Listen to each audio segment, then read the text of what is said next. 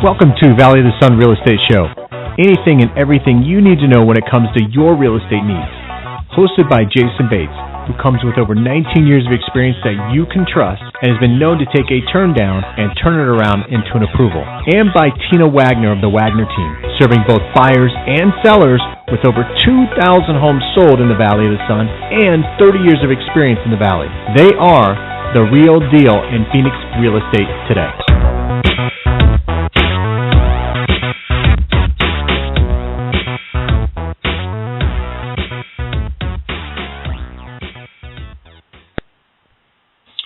Good afternoon, Phoenix. This is Jayson Bates, your host, along with Tina Wagner of the Wagner team here in Phoenix, Arizona. And we are excited to have this show on today. I think we're going to cover some much-needed ground here when it comes to some myths about what's happening in our real estate market here in Phoenix, Arizona. So how are you doing here today, Phoenix?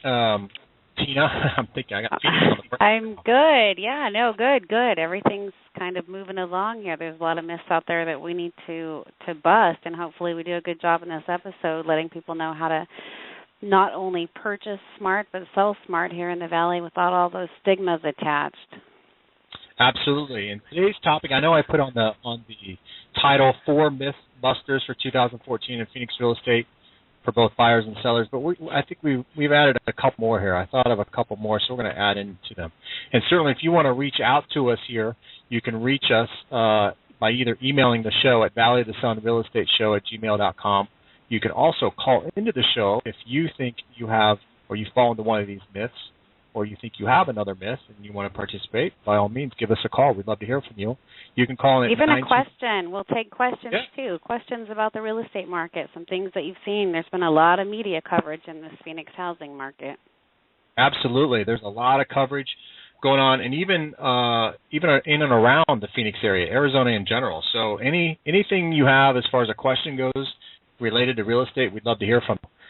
But you can also call Tina Wagner outside the show if you'd like. You can reach her at 602-293-3463, or you can email her at wagner3000@cox.net. So let's go ahead and kind of dive right into this here, Tina. What do you say? Sure, I'm ready. All right, cool. So myth number one, and these are things that I've come across and Tina's come across when we talk to buyers and sellers in our Phoenix metropolitan area. These are things that we've heard. And sometimes I think these myths can kind of get in the way of a decision. And so hopefully by us addressing these myths today, it will help you in your decisions and whatever you decide to do. But myth number one here is you have to sell in order to move on. And what we're kind of referring to there is, I talk to a lot of people and they say, well, I sure would love to buy. I'd love to buy a bigger home. My family's growing, but I'm not sure that I can sell the house that I'm in, and I got to sell this house before I can purchase a new one. And the reality, I hear that a lot too. So that's it comes from people who don't want to get caught up in trying to make a simultaneous closing, and that kind of plays into that, to where their house is on the market, they sell it, now they got to find somewhere to go. Nobody wants that kind of pressure when it doesn't necessarily have to be handled that way. Right, and simultaneous close, right? We haven't heard that in a long time, have we? That is a nightmare, yeah. Absolutely. So, but they are becoming more common. Simultaneous closes are becoming more common, and what we're saying there is when you sell your home, you basically have some seller paperwork that you have to sign, and then you walk right across the hall and you sign on the paperwork to purchase the home. That's a simultaneous close. And I should retract that statement. It doesn't have to be a nightmare. It's only a nightmare if you don't have the right people surrounding you to plan that venture correctly. It can be done. We've done it dozens and dozens of times over the years. But the nightmare kind of leaves the picture if you've got the right people surrounding you that know how to plan something and orchestrate something like that. Yeah, absolutely. Absolutely. You got to have the right people. We've said that many times throughout our shows here. You just have to have the right team behind you, and then everything will kind of take care of itself. So now from the lender's perspective, and Tina, you can elaborate on the real estate side, but from a lender's perspective on this myth of you have to sell to move on, there are things that we can do to help with this. There's a big misconception out there that if one of the rules for Fannie Mae is that you have to have 35% equity in the property that you're vacating if you're vacating a primary residency in order to purchase a new primary residency. And the reason that Fannie Mae put that out there, and I'll elaborate that on a little bit more, in that a lot of people say, hey, I'll leave the current house that I'm in, want to purchase a new home, and I ask them inevitably, what are you going to do with the property? And they say, well, we're going to rent it out. So Fannie Mae put a guideline on there saying they want 35% equity in that property in order to use the rent to offset that mortgage payment. So if you have 35% equity and you plan on renting the property out, then you can do that and purchase a new home or do move up, if you will, or even a move down if you're in that position, and be able to purchase another home. So you don't necessarily have to sell it. You could rent it out. And use the rent to offset that mortgage, therefore not hurting you when it comes to your debt-to-income ratio. Right. So that's one way to handle that. So basically what you're telling everybody is that you need to have equity in your home in order to get a loan to purchase while you still own the current home that you're in, which I have to say is probably not going to be that hard. The average person lives in their house 5 to 7 years before they either look at upgrading or downgrading. So building that equitable position in that amount of time is not, it's very attainable. Right. Yes, I am saying that. And I guess, let me back up here for a little bit, because you don't necessarily have to have the equity. If you qualify with both house payments, then it doesn't matter the equity position. You can actually be upside down in your current home. You'd have to have a letter of motivation as to why you'd be purchasing a new home in that scenario. But as long as you qualify for both house payments, you certainly can move into a new home without having to have that rent offset that mortgage payment. Now, FHA is a little bit different in that they want 25% equity when you're vacating your primary home to purchase a new primary home. When you say have equity, tell me what that means in everyday terminology. If I'm a buyer, if I come to you, Jayson, and I say I have a house and I bought it for $150,000, I put my 3.5% down as an FHA buyer, but I got a promotion 2 years ago. We're doing well. I don't have hardly any debt. I can afford this house. Plus, I want to move up. Now I want a little bit bigger lot, that 4th bedroom. I'm going to expand a little here. What do I need? Where's that equity applied? So, good question. So, on a $150,000 value of a home, your mortgage balance can be no more than $97,500. So, you take your value of your home minus 35%, and your mortgage balance cannot exceed that. And that's my old house or my new house? That's your house that you're in currently, so your old house. Okay. And I know I'm playing a little bit of a devil's advocate, but we speak this language every day, and our buyers and sellers do not. So sometimes the advocate there is just repeating or reiterating the information or confusion that I hear sometimes from buyers and sellers, because they may translate that into they might need 35% down on their next purchase, and that's not the case. That is not the case at all.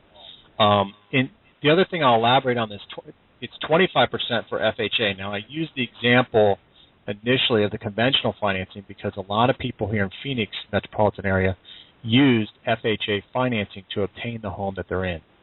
So you can't have 2 FHA loans. You can only have 1 FHA loan because FHA is for primary residencies only.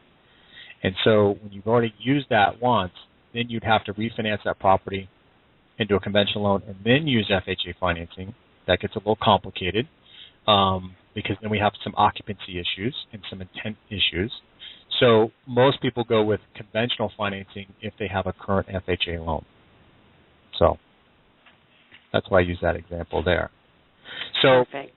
Now from your perspective, tell me, a little bit about what you hear as far as, hey, I want to sell this home and I need to sell it in this amount of time, or what we talk about, I get you, is that when I hear from my buyers and sellers, and it can be somewhat overwhelming and detour them from making a move, is if you're doing your everyday thing as a homeowner and you want to sell your house, but you've got to go to work, you've got to live in your house, you want to look for a new house but sell this house, it's very overwhelming. So what we want to reiterate is that you can break that up. You don't have to do two things at one time. You absolutely can. And it's very possible to do so, but it is possible also if you have that equitable position and you plan on renting that home, that you not take on all of this at one time, figure out the financials with the lender, and if you can, go out, find the home you want to buy that home, make that move, and now you have an empty home that you can get ready for the market, or you can get ready for renters without having the double stress. The avenue is still available to them, and a lot of people don't view it that way. They think they have to have it sold or rented prior to the purchase. Now, the other thing, too, I'll say in regards to this, too, is I hear a lot of people, well, I need the equity in the house for the down payment on the new house. So I can't, I don't have any down payment. There are down payment assistance programs out there, and even on conventional financing, you can get a gift for the down payment. And the down payment can be as little as 5% on a conventional loan, which isn't far off from the FHA at 3.5%. So used to be that, big thing on conventional financing was the gift. If you were getting a gift for down payment, it had to equal 20%. So if you put 5% down of your own money, then you needed a gift for the additional 15%. That's since been revised. You can actually get a gift for the 5% only. So if you have a family member, if you get an advancement at work, your church or something like that, you can get a gift for that 5%. So you don't necessarily need to have that. I mean, you got to have a down payment, no question about it, but it doesn't necessarily have to come from the equity of the property you may think that you have to sell. That's another common thing on that. Can you say that again one more time for me? Just repeat that last sentence to make sure I understood. Yeah, you don't need. You can use on a Fannie Mae, Freddie Mac. They now allow for down pay or gift as a down payment, and that gift doesn't have to equal to 20%. It can be just 5% gift from a mini. So you don't have to put the 20% down. It can be as little as 5%. Absolutely, yes. 5%. Another myth that I hear from people that are move-up buyers, that they believe that they only can use that 3.5% to 5% for their first-time home purchase, so they're detoured thinking they have to have that 10 or 20% to buy a second home and still own a home. Yeah, it's funny. You're right, because I've had that same scenario, or that same point brought up to me over the past 2 months, at least 3 times. Jason, I need 20% to put down to go conventional. No, you don't. And me as a lender, it's my duty to inform you as the buyer of all your options that are available to you. So part of those options is conventional financing. And conventional financing, in a lot of ways, can be as beneficial, if not more beneficial, than FHA. So 5% down is all that you need. And that can go down as low as a 620 credit score, which is pretty amazing. Not all lenders are doing that. Some lenders and a lot of lenders are restricted to 640. I know some of the big banks are even restricted to 680 credit score for conventional financing. So that's kind of a myth, too, that you need a high credit score in order to purchase a home. So that's not the would case. you say that like credit unions and the bigger banks are requiring a higher credit score than some of the other lending institutions? They're not all the same? Absolutely. Positively. In fact, one of the clients I spoke to this week, she actually works with one of the big banks. Now, she's getting a pretty good deal within her bank because she's an employee of the bank, but she told me that her bank can only finance her through FHA because they require a 680 credit score. And she doesn't quite have that 680 credit score. So they're pushing the FHA loan. It's the only loan they can do for her. It is very, very competitive because she's a bank employee, but the point being is that they have some restrictions on the credit score requirements for conventional financing, where somebody like myself, I do not have those kind of restrictions. So, you don't have to have perfect credit to get conventional financing. It is true that it is a little more difficult, so that being said, it is a little more difficult to get a conventional loan because there's some restrictions on debt-to-income ratio and things like that, and the waiting periods for a short sale, foreclosure in your past, something like that. It makes it a little more difficult. But if you've meet those requirements, conventional financing is actually even easier to obtain than an FHA loan. Well, and what's to go with the myths? What's going on with what the term that we call mortgage insurance that's associated with FHA? Buyers often say, "I don't want to pay mortgage insurance." Well, how do you get around that? Yeah, on FHA there is no workaround on that.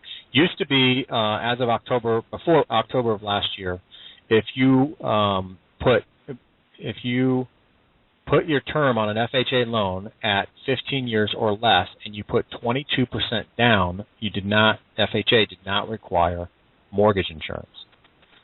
They've since changed that. Any and every loan requires mortgage insurance, and if you put less than 10% down, you have mortgage insurance for the life of the loan. If you're putting more than that down, then it's only for 11 years. Now, I say only 11 years. That's a long time. Conventional financing, it's only required if your equity is over 80%, or your lien position, the first mortgage lien position, is over 80% of the value of the home. So you're less than 20% equity position. Once you achieve that 20% equity position, then there's no mortgage insurance required. But I'll tell you the burden of proof is going to be on the consumer to prove to the bank that their exposure is less than 80%. So the way to do that is have an appraisal done. The appraisal costs here in Maricopa County anywhere from $450, maybe $400 to $500, depending on the property. Multi-million-dollar properties more than that, but most people are around that $500, $450 range for an appraisal, and you drop the mortgage insurance. That is very cheap to save yourself a couple $150 a month in mortgage insurance. Whereas on an FHA, in order to get rid of it, you have to refinance, therefore incurring the cost of that refinance, which can be a couple $1,000s.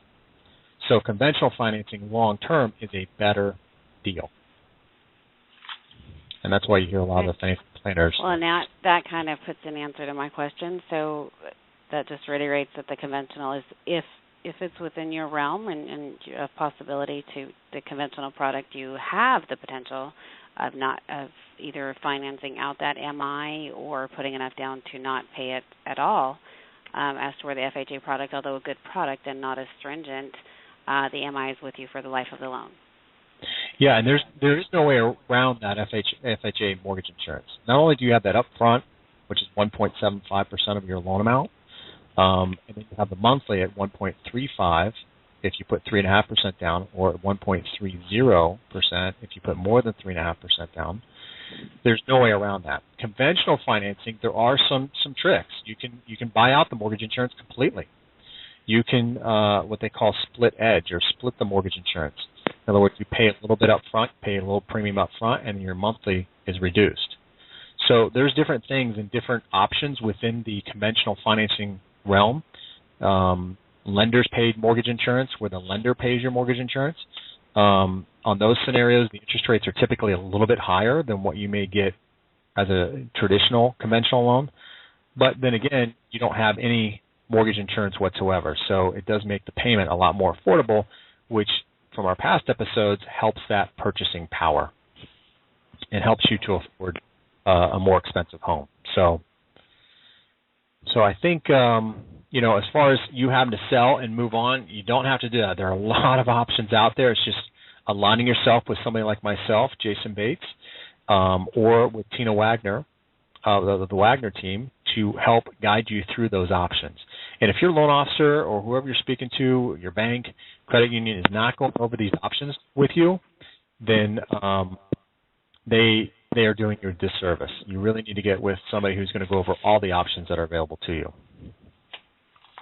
So now, number 2 here, which this one can be a little controversial, I think, but buying today has less short-term risk. I think a lot of people think, well, with prices going up, I buy today and I'm not going to have any risk. There's risk in buying real estate anytime. Doesn't matter the market. Nobody predicted that 2005 the market was going up, and nobody thought one day they'd wake up and it would drop off and you'd be upside down $100,000. So there are things that happen that we don't forecast or that we can't see. That being said, the market trend does not indicate that is where we're going with this. So our market has been actually pretty steady for here the last few months. Yeah, Phoenix has done a really, I think, just a great job here. And yes, we went up in double digits, and we all know that that's not something that we can expect for long term. But even since then, we haven't been in the spotlight here in the past few months, where California is now receiving double digits, multiple offers on a lot of different properties. Some other parts of the country are experiencing what we experienced over the past 2 years. Phoenix is still doing really, really well as far as real estate goes. I mean, we're still getting multiple offers on properties if they're priced right, if they're priced right. That was the key terminology right there. If I had $1 million prize right now, I'd hand it to you. If the properties are priced right, then they will, and I have seen recently multiple offer submissions. If you're priced in the old style of pricing, price high and negotiate down, I have seen these properties sit on the market and not get offers at all. Buyers are just, they've endured so many different bidding wars that they're deterred by sellers that are reaching too high. Right. And they don't want to negotiate down. They want to go in with a good solid offer and have it either be accepted or rejected. So it's real important that the sellers and buyers alike understand that that sweet spot in the market can make or break the difference in how quickly these homes sell and at what price range they sell at. Now, let me ask you this, Tina, because I get conflicting kind of things when I talk to people about this subject. Is it a good idea to price a home, say 10, if you're thinking about selling, to price your home 10, 15% below value, therefore creating, kind of a bidding war? And then at the end of the day, I would not say below value. No, I would not say that below value. I'd say close to market value. You don't want to go over market value, but you don't want to go that far under either. It's you're going to get so many offers, and you run the risk of getting what I call, for lack of sophisticated language, spaghetti offers, where they're just they've never seen the property, they're throwing all this money at the property just to beat out the other competitors, just to see if it sticks, and then they waste their time in escrow and may or may not want the property. You, as a buyer and a seller, looking from both points of view, if you're truly looking for the property that you want to live in or own, and as a seller, if you truly want to sell your property, you want to stay as close to that market value margin as possible so that you get honest-to-goodness buyers and the sincere buyers are being taken seriously and not competing against the frivolous buyers. Right.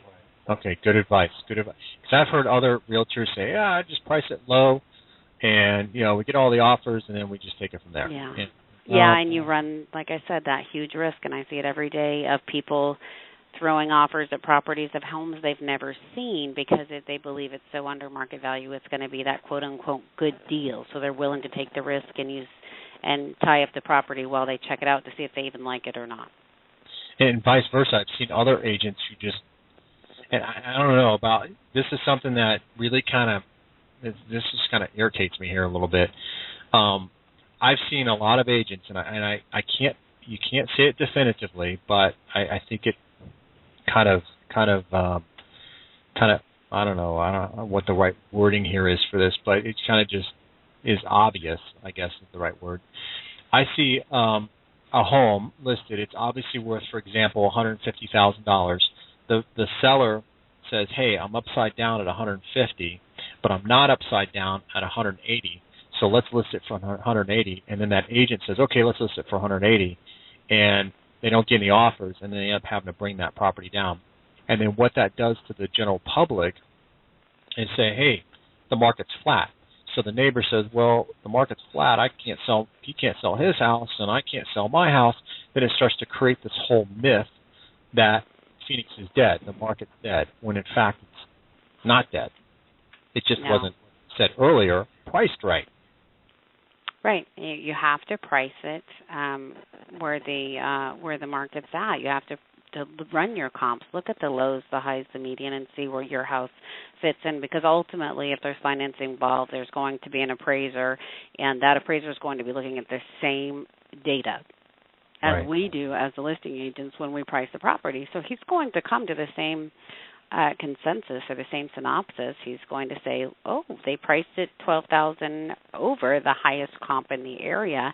They obviously expect it to come down, so he still has an obligation to give market value for the property. Right. And I think going back to this, myths about today's, less short-term risk and things like that, I think we've gone through a shift in our country here about what real estate means and how we approach it and the type of investment it is.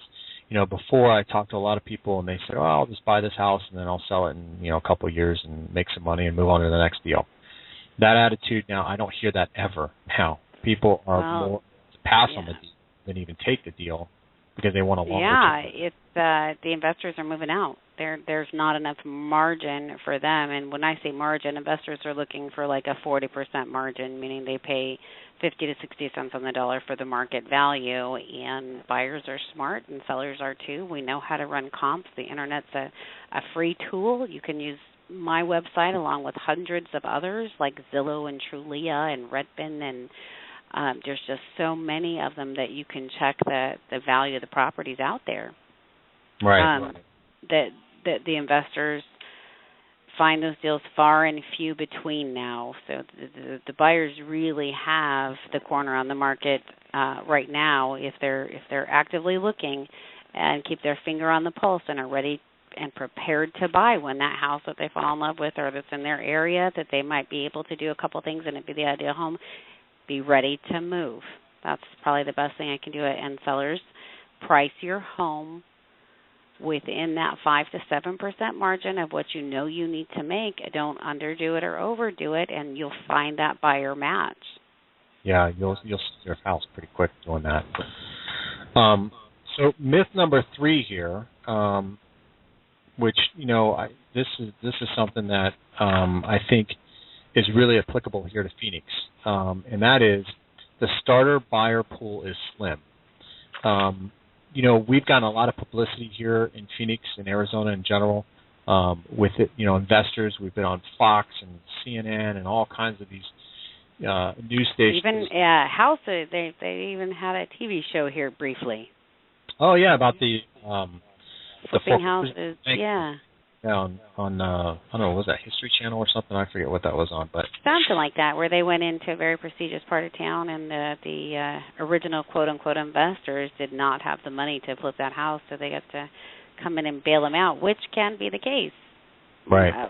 Often more times than not. So it kind of reads into this myth here as far as who's our buyer out there.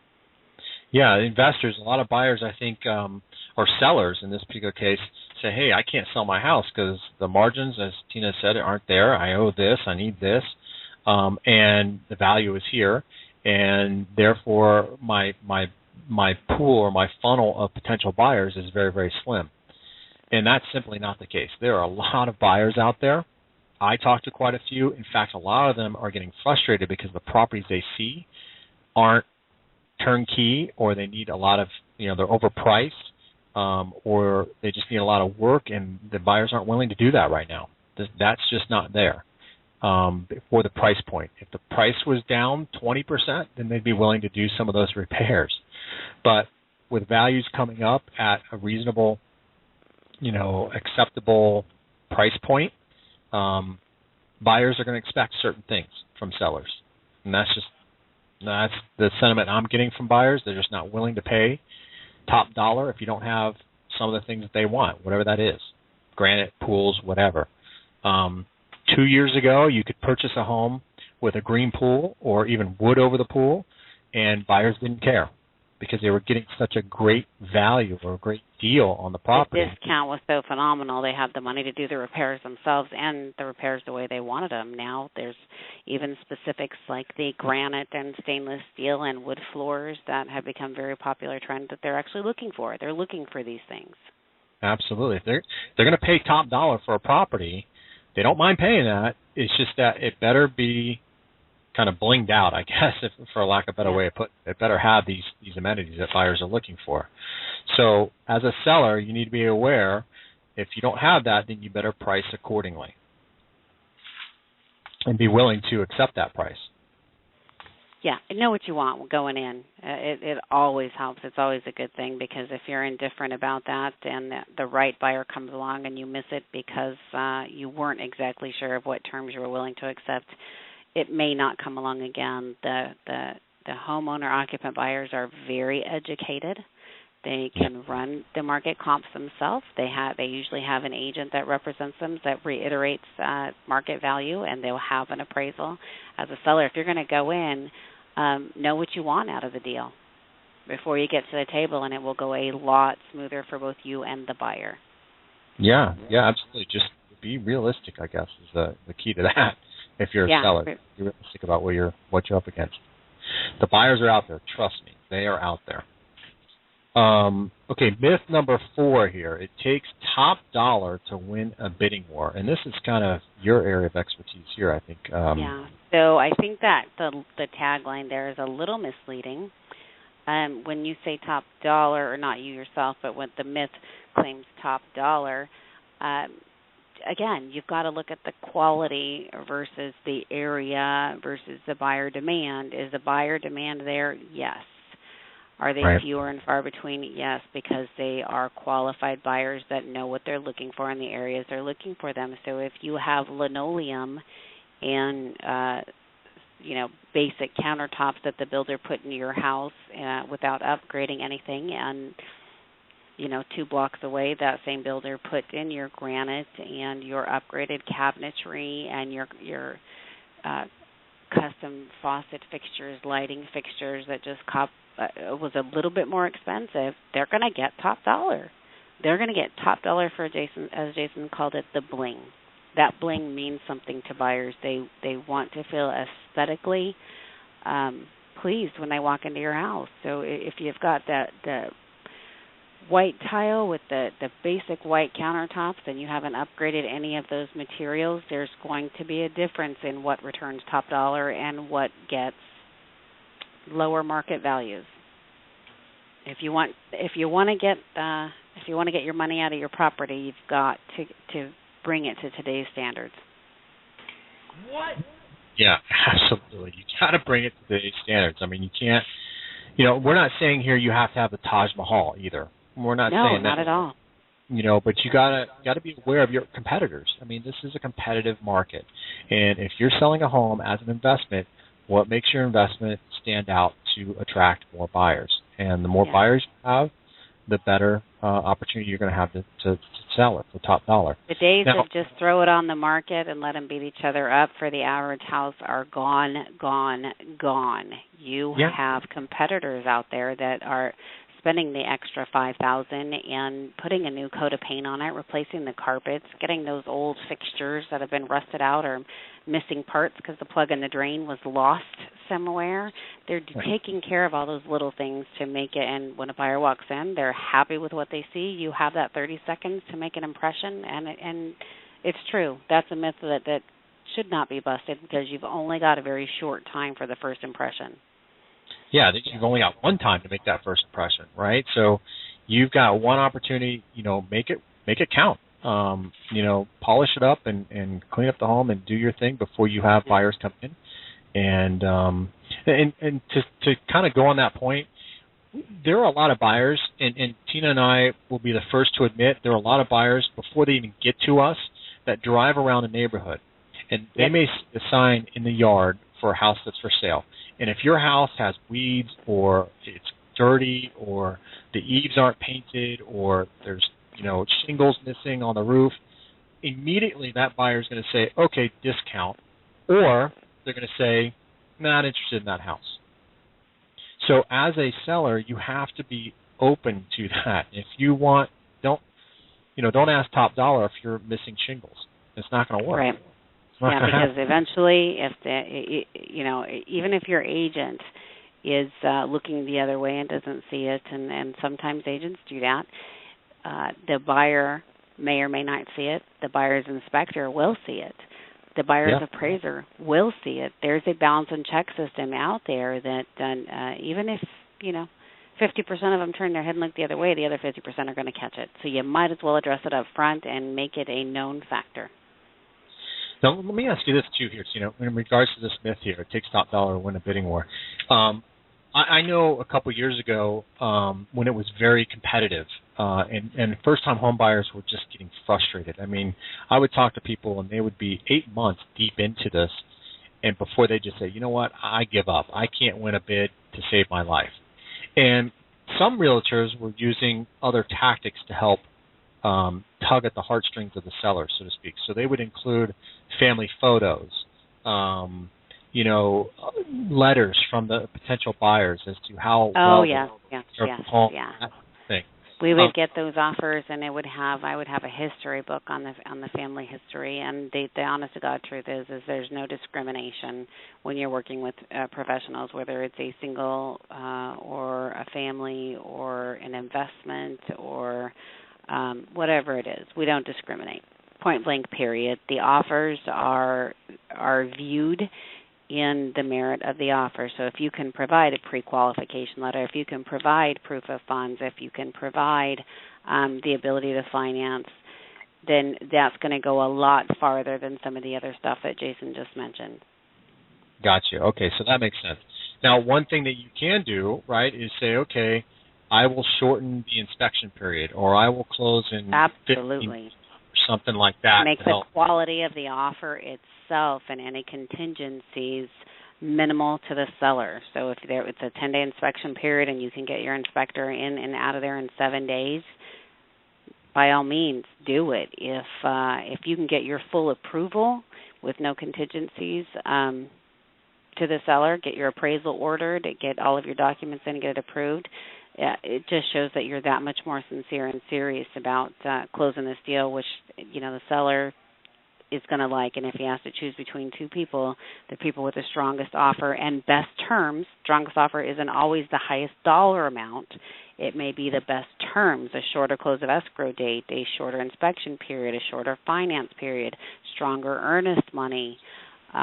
These are all factors of an offer that increase the quality of the offer and the terms. So you have location, terms, conditions. Yeah, absolutely. Good advice, because I've had many people who first-time home buyers even offered above sales price, but then a cash offer that's below sales price, but it's going to close in a week, and the cash offer is taken. So, because the seller's going to have their hands on that money that much faster, and there's less risk involved. There's no risk for the buyer to walk away. There's no risk for the funding not to come through. There's no risk for somebody to lose their job and not be able to afford the house in 30 days. Right. So now those were the top four. We're about 5-10 minutes or 5-6 minutes here away. So I want to get these other two in here real quick. But sure. Those were the top four there of the myths. But I want to add a couple more here because I think these are just as valid as the others. Bigger down payment is always better. We kind of touched on that a little bit before. Bigger down payment isn't always better for you as a buyer. Down payment with the lender, some people think, well, hey, if I put more money down, I get better terms. That's true to an extent, no question about it, because if you can put 20% down, you don't have any mortgage insurance. I totally get that. But you can also, if you look at the property as an investment, if you put 10% down instead of 20% down, and you took that other 10% and you invested it into the property, you may get better return on that investment when you go to sell it if you decide to sell it in the future. So for a property that maybe you say doesn't have, a pool, or you want to add some square footage to a property or something like that, instead of dumping all the money into the actual property, you can diversify that a little bit and say, okay, well, I'm going to put 10% into it and then either invest that money somewhere else. Stocks are doing really, really well, obviously. We're at record highs in that arena. And you don't even have to apply it towards a down payment. You might apply it toward doing something to the home itself that you want. Exactly. Yeah, no, that's what I'm saying. You could add an addition to the property to make more square footage, which, Maybe you want a new air conditioner, or you want energy-efficient solar power. Yeah, solar's thing now. Absolutely, solar is a big deal. And that actually, how is that on solar? I'm kind of glad you brought that up. How is that as far as selling? Does that make it more attractive to sell or less attractive? It's all the buyer preference, just like having a pool or not a pool. If you are somebody who likes to swim or that likes to throw pool parties, you spend a lot of time outside during the summertime, you love pools. If you're a person that doesn't want to deal with exterior maintenance and the cost of maintaining a property, you're not going to like pools.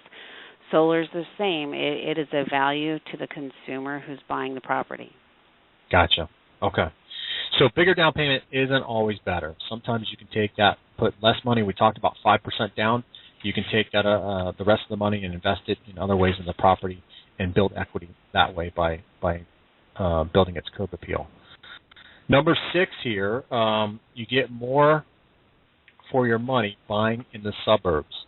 We hear this a lot here in Phoenix. We call it Scottsdale, Scottsdale, whatever. There are Phoenix, and I know this isn't applicable to every city here in the United States, but here in Phoenix is a little unique. You got beautiful areas in every city or suburb, if you will, in and around Phoenix. It's all about your lifestyle, in my opinion. I don't know if you agree with that, Tina, or not, but Scottsdale is not always, the best place to purchase. Yeah, it's not for everyone. You have to know what you like and what your surroundings are. Like I said, we have some people that are buyers that don't want any exterior maintenance, and some people want room for their horses. No matter where you go, whether you're the inner city buyer or the horse person, or you just want a front yard because you like to be outside around the neighbors and the neighborhood at the end of the day, I don't know of a city that doesn't have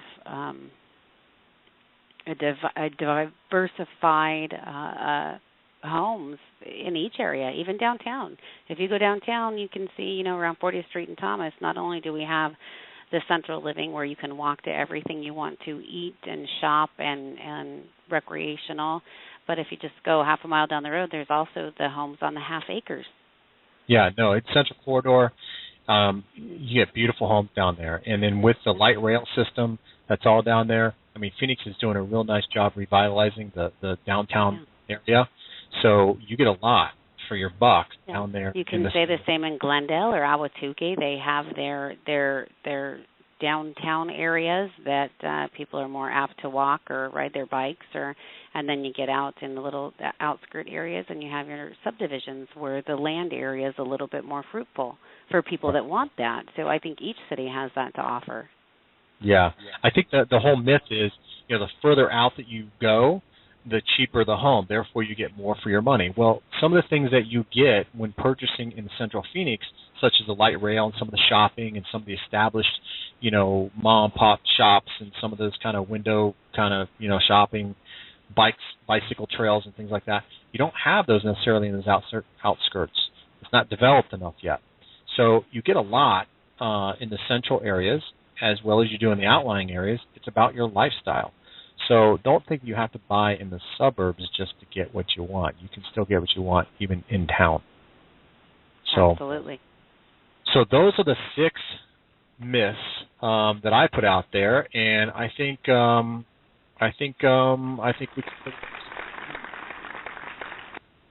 we covered just about everything there. I think. Do you have anything to add? We got about a minute.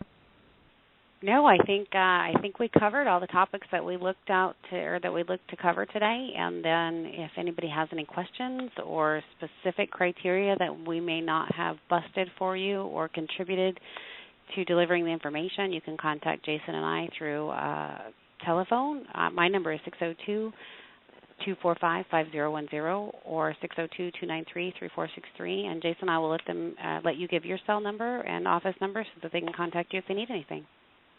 Yeah, absolutely. You can call me at 602-573-3101. That's my cell phone, or email me at Valley of the Sun Real Estate Show. Well, it's been a pleasure here. We got to kind of end it here now, but it's been a real pleasure, so I really appreciate your time. I hope to hear from you guys soon. Thank you.